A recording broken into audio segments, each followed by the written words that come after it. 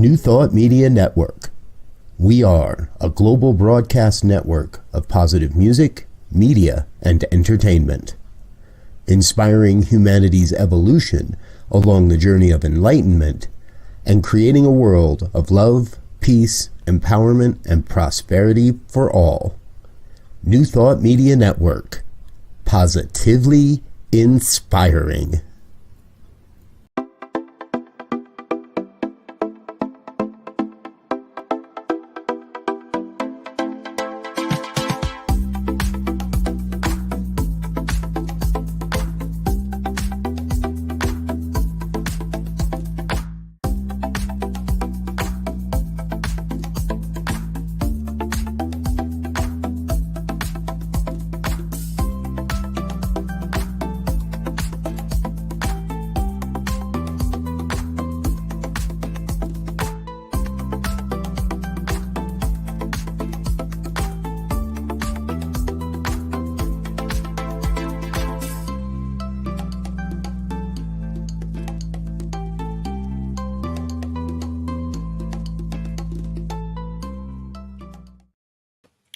Hello and welcome back. Boy, have we got a great show today. I am Reverend Dr. Sharri Johnson, your host for Global Focus today. And we have two guests today who are just amazing. In fact, I'm going to do something I don't usually do. I'm going to read you their whole bio. The first one you've met before and you'll be tickled to see her back again, Reverend Dr. Jeanne Kataoka. Reverend Dr. Jeanne is a former journalist and newspaper columnist. Other jobs she's had included preschool teacher, elementary school music teacher, operations manager for a small printing company, which is why she juggles 37 different kinds of hats so well. Music's always been part of her life, and her parents were huge fans of big band jazz. Oh, jazz. And she was introduced to classical music as a youngster. Reverend Dr. Jeanne has played piano since she was 6 and has also played guitar and drums. She can be the whole band. She has sung in several choirs in college and churches and was even in the choir that performed for Pope John Paul II in the Los Angeles Coliseum and Dodger Stadium in 1987. She received both her master's and her doctorate in humane spiritual studies and was ordained as an interfaith minister all through Emerson Theological Institute. She is now on the faculty at Emerson as chair of the Humane Spiritual Studies Department. She's a published contributing author and regular contributor to Science of Mind magazine. Additionally, she has a certified compassion fatigue professional and a certified connection practice trainer. Like I said, a lot of hats. She also serves as a practitioner and animal chaplain at Riverside Center for Spiritual Living in Riverside, California, and she's been married to her husband, Mike, since 1976.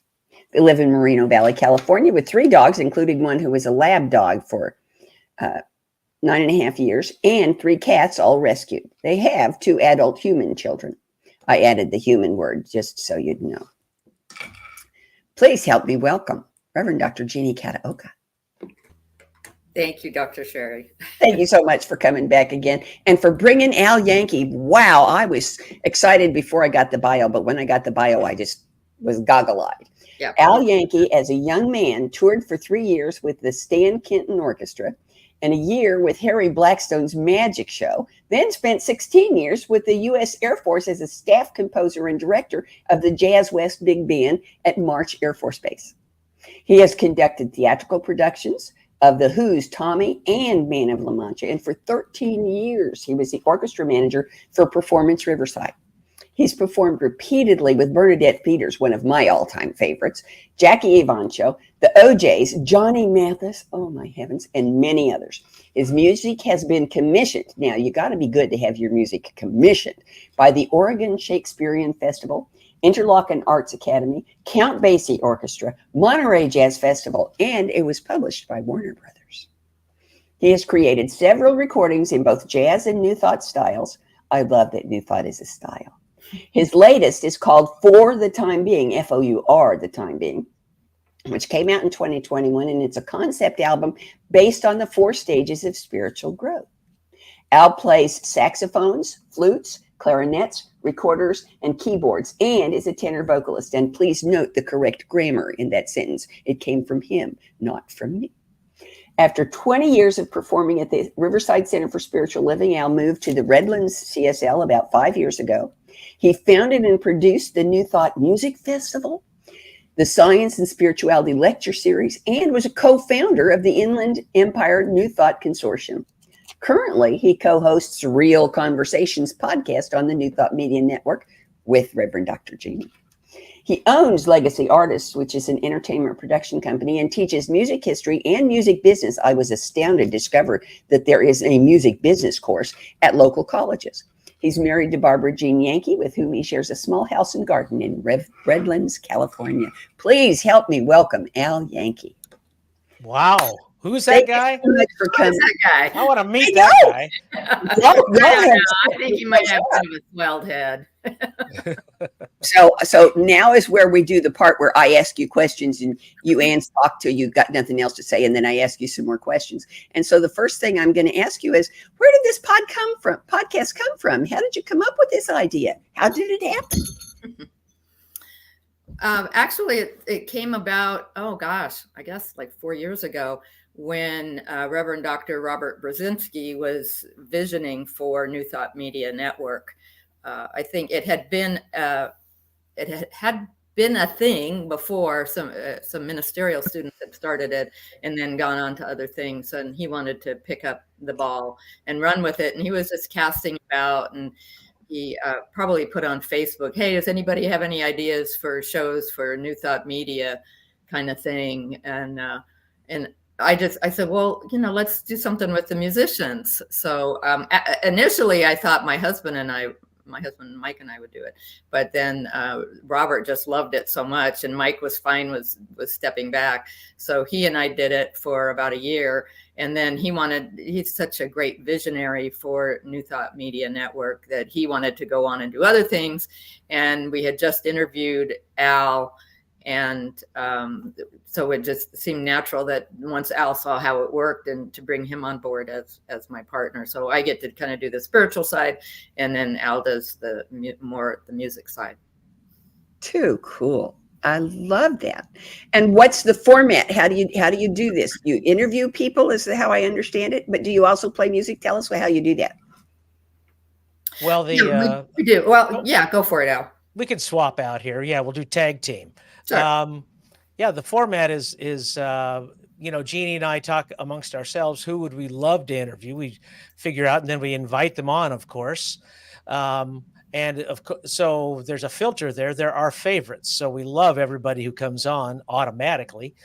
And we interview them about their musical backgrounds and about their music, and then we play the music we're talking about. So it's about half and half music and talk. That's really cool. I love that. So I have asked Jeannie this question, but I haven't asked you, Al, and so I'm gonna, because it's an important aspect of Global Focus. How did you, amazing musician that you are, and I love that you did magic. That is so cool. The only magic I can do is this. How many fingers do you see? 2. And how many fingers do you see? 2. How many fingers do you see? Oh my God, what did you do? Wow. That's my entire magic repertoire. Oh, I have another one I could teach you sometime. Oh, good, because I would like to know more magic. But how did you come to New Thought? Because most of us weren't born there. There are, luckily, New Thought's been around a while, and there are some people who were born there, but most of us weren't. So tell us how you came into New Thought and how that blends with your musical background. Well, yeah, I definitely wasn't born into it. I came in, as musicians do, through the kitchen. I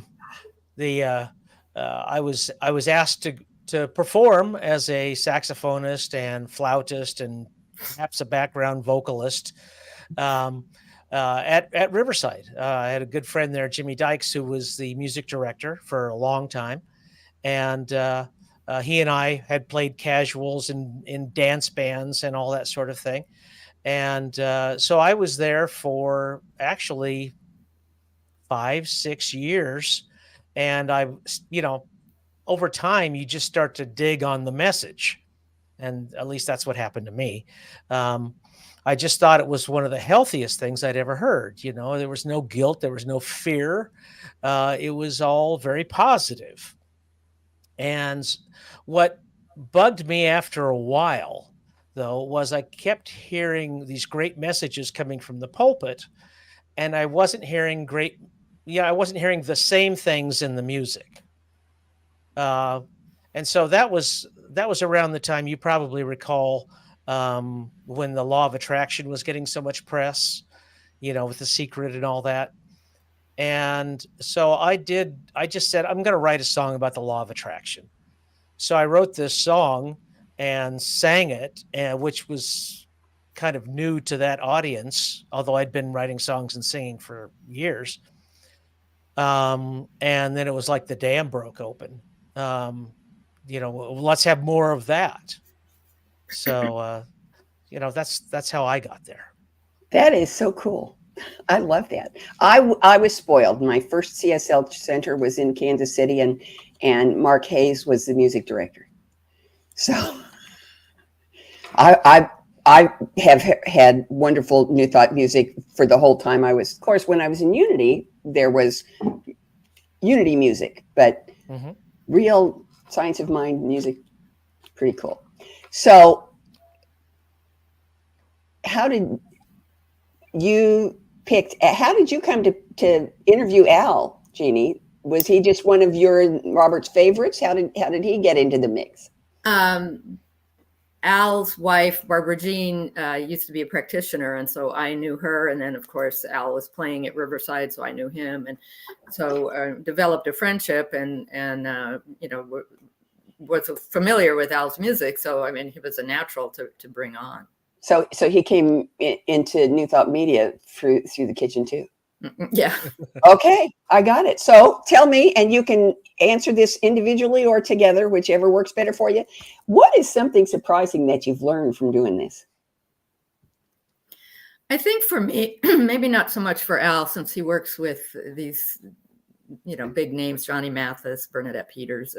And I think of our New Thought musicians, even though they don't necessarily get the play or have the sales that these big artists do. I kind of idolize them, like Daniel Nahmod and Michael Gott, and I'm really amazed that they do what they do, and they're so grounded to a person. I think they're just so easy to talk to, so human, so fun. They're just really nice people. I can't say that any of them have been grumpy or grouchy or. And there was Karen Drucker. We were having sound issues. And she said, you know what, I'm going to get off and you give me a call when you get it figured out. And then I'll come back on and we'll do this, because ours is recorded, unlike yours, Dr. Sharri.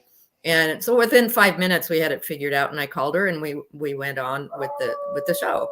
And no complaints, no, like, why, you guys aren't very professional, or, because stuff happens. But just really lovely, lovely people. So what you're telling me is that, at least in New Thought music, musicians practice what they preach. Seems to be the case. Yes. Oh. So what was one of your favorite interviews? I'll take that. They don't have to be the same one. You can both have one. Okay. All right. They might be the same one. We haven't compared notes, so I have no idea. I really think one of my favorite interviews was Ricky Byers. Oh yeah, exactly. I wasn't going to say her, but yes. Okay. She, I had never met her before. Of course, I'd seen her perform. And she was just so warm and engaging, and she is a great storyteller. Yeah. And so all of that, she was just fun and easy. And, that we discovered new things about her, some of the surprising things, some of her early life, some of her time in New York City, when that's where she discovered New Thought, I love the stories. Can I backtrack a little bit? Because I've got a list of surprises that we've had. On that last question, there was, I think the biggest surprise. Well, one of the great surprises when we were talking to Reverend Dr. Michael Gott, and he was talking about his days playing as a lounge piano player and playing for Billy Joel. So that was it. That was a mic drop, a name drop, and how Yeah. Billy Joel came up and complimented him and all that. But there's others. There was some of the heart-wrenching things like Amy Bishop bearing her soul about childhood trauma, and how that comes out in her music, and how healing that process was for her. And Carl Anthony, who takes annual pilgrimages to Thailand, and he takes people to do charitable work in Thailand, and then when he comes home, he does music therapy for kids in San Diego. And I think really the wonderful surprises of just meeting people that I was unfamiliar with. I didn't know the music of Claudia Carawan or Robin Hackett or Charlie Thweet, and I got to dig into those things. And this podcast has really allowed me to expand on that. So that's just been wonderful. So I'm going to kick this back to Jeannie, though. Jeannie, who is one of your favorite interviews? One of my favorites was Stowe Good, which is Stowe Daly and Karen Taylor Good. It was much like Ricky Byers. It was like we were sitting on their back porch drinking lemonade. It was, they were just so fun and funny. And we just had a really good time with them. One of the things I love about New Thought musicians, in addition to the fact that I've met a lot of them just from dumb luck, I guess Thoughts Held in Mind really do produce after their kind, because I think a lot about music. And so these people, Michael Gott and Stowe Good, and I haven't met Ricky Byers yet, but I've met a lot of the others. And what I love about them is that they're so real that when I listen to their CDs, because I don't do radio, too many commercials, I do CDs. And when I listen to their CDs, I see their faces. I feel their smiles. I recognize, I remember what it was like being with those people when they were live in the room with me singing. And it makes me jealous of your program that you get to do that you get to talk to all of these people who are just so blessed by God and blessings from God to us that they share with us. It's just astounding. Jeannie mentioned how gracious Karen Drucker was when they had a technical glitch, and I have to one up that. And Jeannie will remember this too. We did a wonderful interview with Jamie Lula. Yeah. And because we edit in the music and all that, they get saved. And when we went back to go do the editing, it was gone. It was entirely lost. And we had to go sort of hat in hand back to Jamie, apologizing and say, can we redo it? And he just said, sure, when do you want to do it? Yeah, that's Jamie. Yeah. Part of the reason I got to meet a lot of these people is because my ministerial studies were out of Denver. And so whenever I went for an in-person class, they only have this kind of musicians, mm-hmm. and they would come and talk to the ministerial students, so I got to meet Jamie Lula and Eddie Watkins Jr. and mm-hmm. Michael Gott and all of those people. And they just, I'm thoroughly convinced that if I asked them to, every one of them could just walk across the swimming pool for me. So what was, I ask people why they do what they do. So I'm going to ask that for a question before I ask the next question that I was going to ask. Tell me why you do what you do why do you wear this particular hat, Jeannie? Because I know why you wear 17 other ones. Well, I think my bio points to it. I love music, and to have gotten into New Thought and really to be introduced to really good New Thought music by Al and Jimmy Dykes, as he mentioned earlier. it was, a whole new genre. And to the thought of getting to meet these people and understanding the stories behind their music, it's just fun. I just do it for the fun. A gentleman that we're going to be interviewing in January was asking about, I think it was he was asking about the analytics. Well, how many, what's your audience size and all this stuff. It's, you're going to have to talk to Al about that, because I just do this for fun. I don't really, it doesn't matter to me. I just like talking to people. So all the hats that I've had to wear for work or to make a living, this one I just do for fun. I like that. That's the perfect answer. And Al, you told us a little bit in your how you got here, but why did you say yes when they asked you to do this? To do the podcast. Well, it was a new challenge at the time, and when I see these, like, I'm just as big a fan of these other musicians as you guys are. And when I see somebody perform that, and I just admire what they're doing, the thought runs through my head. I wish I could do that, or I wish I could ask them about that. And this gives me the perfect opportunity to ask them, how did you get that sound on your recording? Did you do that yourself? Did you have help? Where did you study? What's your background? Those, and the answers are sometimes, okay, that makes total sense. And sometimes they're right out of left field. So who's your inspiration? Talking to folks, you can sometimes hear somebody else coming through. You can hear Joni Mitchell coming through, or you can hear, who knows, Van Morrison or somebody else, like, some pop influences. It's really a pleasure to have the opportunity to ask folks about their backgrounds. That's the part that I love, and what's going on in their music. So that's why you do it. The flip side of that, which is probably got some slop over into it, but the flip side of that is, what do you get out of it?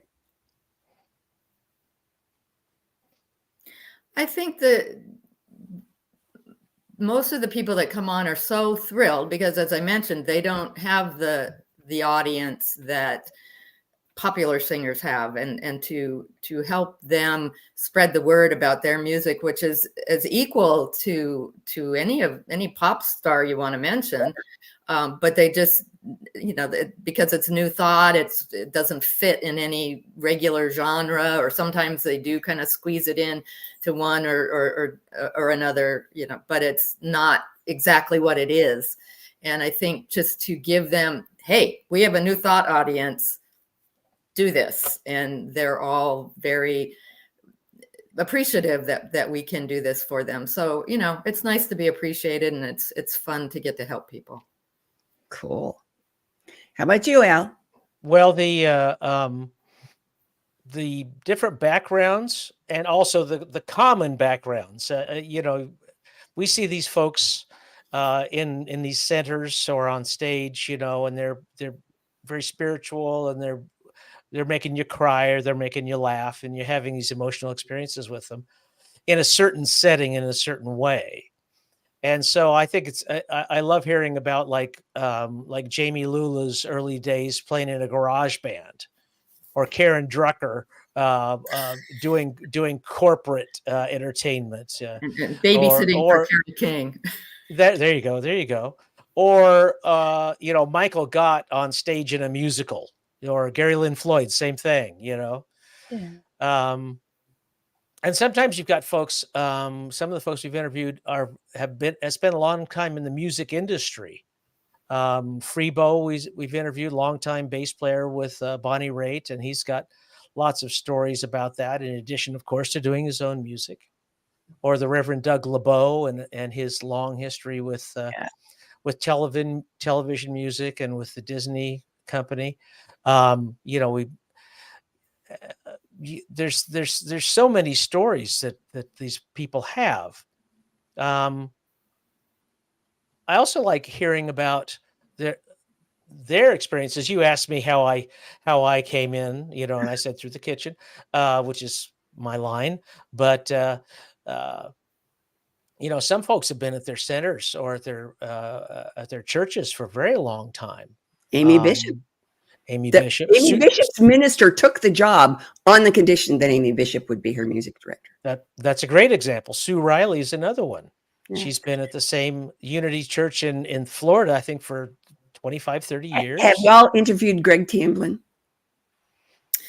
Tried to get him. He doesn't respond.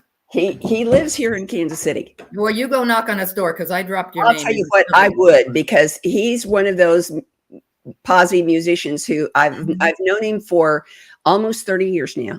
I met him in North Carolina, and I have encountered him in Arkansas, Kansas, Missouri, Nebraska, Colorado, and North Carolina. Yeah, and I mean, we're old friends now, but his music is always the kind that makes me laugh until tears run down my face and then go, ooh, except for one song. He has one song, and you want to be sure you ask him about it. It's called Stand Like Mountain, Move Like Water.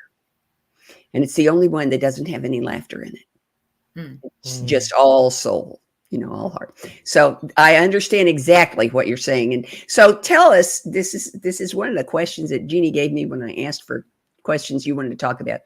But this is something that fascinates me.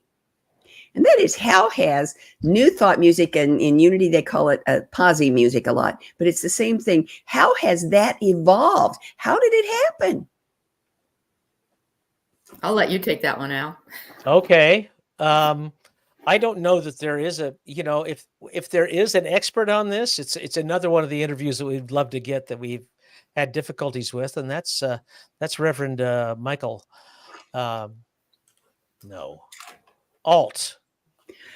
David Alt. David Alt. Yeah, I knew I was having the wrong David, because he's been around forever.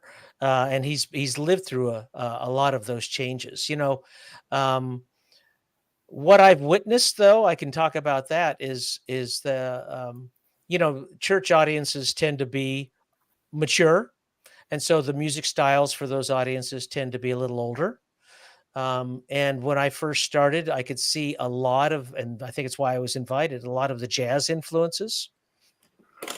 And if you think about when jazz was really popular, like in the 1950s and 60s, and then a lot of folk influences, and always a lot of show tune kind of things, they come in, and then just for the next generation, a little younger, maybe a half a generation, the 60s and 70s pop music, all of this is still part of what we see, I think, a lot of. Not much country coming into New Thought, with one exception. I don't know if you're familiar with John Miller from Mobile, Alabama. Yes. But, he makes it work. He does. He does a great job, and of course his films are great. I think it's still early days, but we're seeing some of the more modern styles, some of the more urban and electronic styles coming in. But I think as time goes by, that will be a natural thing. Okay, so now I'm going to ask you a personal question that's a version of the question you just answered. And that is, I can't believe that you would do this interview process that you do for all this time and not be altered by it. How has it affected your approach, both your outlook spiritually and musically? You can take turns with that one. Wow, that's a good question. I think it just sitting with these people and hearing their stories that haven't always been positive. As Al mentioned, Amy Bishop and Gary Lynn Floyd both have their early years were kind of sad for different reasons, but they've come through the fire. And to sit and listen to their stories and realize how positive they are now and how their life experiences have grounded them and put them in touch with their feelings, because they didn't have a choice but to be in touch with them to get through the fire. It's just very empowering for me personally. When I have bad days, and of course they still have bad days too, and sometimes we touch on those, but overall they get their story out in their music and can go forward in a positive manner having done so. And how does that change you, Al? I think it's made me a better songwriter. Talking about the nuts and bolts of things, especially lyrics, with setting words to music, the ins and outs of that, and a better singer too. Approaching a word with just the right tone of voice, Mm-hmm. so setting melody and vocal timbre and harmony and all those things. It's a complex thing, and sometimes it comes out very clear and simply, but the process, of course, of getting there is one of, it's like the sculptor who starts with a Anything piece but, of, yeah. you're right. Yeah, you take away everything that's not that. And simple and easy are not synonyms. No. The queen of New Thought, Karen Drucker, is really that for a reason. She is a master, and her music, of course, is the simplest, Mm-hmm. and in a way the most beautiful. Yeah, but even though it's simple, it's not simplistic. Not at all. Mm-mm. No, finding just the right words, and not a bunch of other ones. She gives workshops in that. I've attended her workshops, and Harold Payne is another one who comes to mind as someone who is a great master of just coming up with words, Yeah, and coming up with melodies, and being in the flow. Yeah, we were talking before the broadcast about improv, and that's what Harold does so beautifully. Just, give him a couple of words and he'll give you a whole song. I've seen him do it. It's amazing. The thing I love about New Thought music is that it's like, well, there was a term when I was in high school. They called it a joke grenade. You'd throw a line out and then you'd walk away, and 15 minutes later, everybody would fall down laughing. Well, it's that kind of music. If it may be funny, it may just be a catchy tune. You get an earworm of it, and then all of a sudden you realize what the message was that was just lurking in the back of it, waiting for you to open your eyes. That's what I envy you, that you get to have firsthand experience of that. So before I ask you about the future of the podcast and New Thought Music, I want to ask you one of the questions I ask everybody, and that is there anything that either one of you wants to talk about that I haven't asked you about? No, I have a particular love for a band that is still kind of under the radar, that we interviewed. It's a family band. It's called Daring Greatly, and we interviewed the father of the family, is Dale Kroom. We actually, they're a Canadian band that is currently living in San Diego, and so we went and visited with them and heard them perform, and became, I took a whole crew from CSL, and everybody was immediate fans. And this was at a winery. They were performing for the public. It wasn't in a CSL or anything like that. But when we got to interview Dale Kroom, I was expecting just to talk about the band and the music. And here's a guy who I don't think has ever was deep as a well. Yeah. He was extremely erudite, well-read, a really enlightened individual, and such a pleasure to talk with. So that was, if folks haven't listened to that particular podcast, I can recommend it as just a real Christmas present of a podcast. Mm-hmm. Cool beans. Okay. Well, in that case, we will go to the 4 questions I ask everybody. And the first one is presuming. No, I'm going to save that one for last. I am. The first one is, how does what you do, how does real conversations and how you do real conversations, how does that promote, encourage, enhance, establish, pick your own verb, conscious evolution? And you take turns with this one. Okay. I think just the positive vibe that the music gives off, as you mentioned, Unity tends to call it POSI. There's the POSI Awards. It's just so very positive, even when it maybe is kind of a I don't want to say depressing topic, but maybe not really uplifting. The songwriter makes their way through it, whatever the situation is that is being talked about in the song, and I think it encourages us all to be better and do better because of that. Cool. Yeah, I'll piggyback on that with just spreading the word, finding another way to spread a positive message. We don't evangelize, but we do share, and this is a great format and a great way of just sharing the wealth. I like that.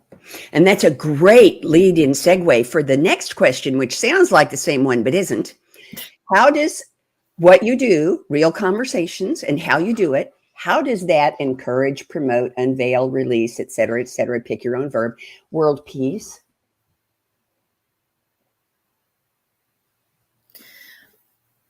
A lot of times the songs are about feelings, and I think that's where we get bollocks because we're holding those feelings in the negative ones, and we don't know what to do with them. Say it's anger or depression or any one of the negative ones you could name. And I think the songs and the show help people to see a different road. We don't have to keep them bottled up. We can listen to music that helps us with our feelings, or if you're blessed enough to be able to write lyrics or write music that expresses those. I think that's is seeing our feelings, acknowledging our feelings, and working them through without harming others. That's the way to world peace, and I think that's how the show helps. Excellent. Okay, Al, anything you want to add to that?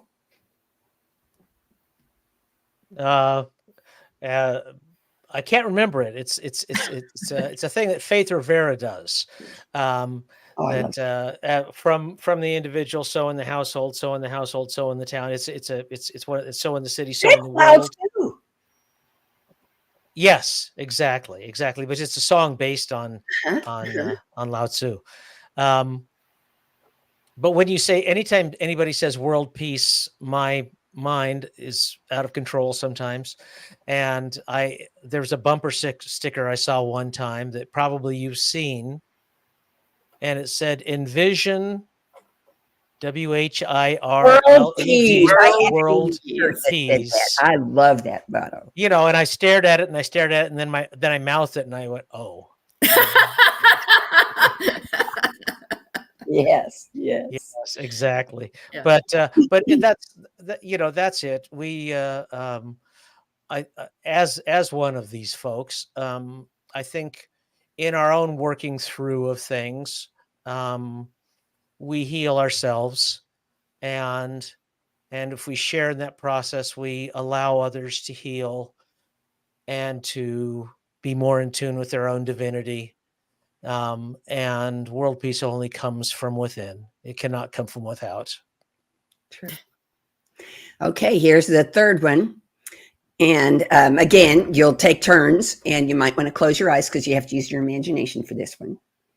Presuming that every single detail, every event, every activity, every relationship, every little detail goes exactly the way you want it to go. What does real conversations look like 10 years from now?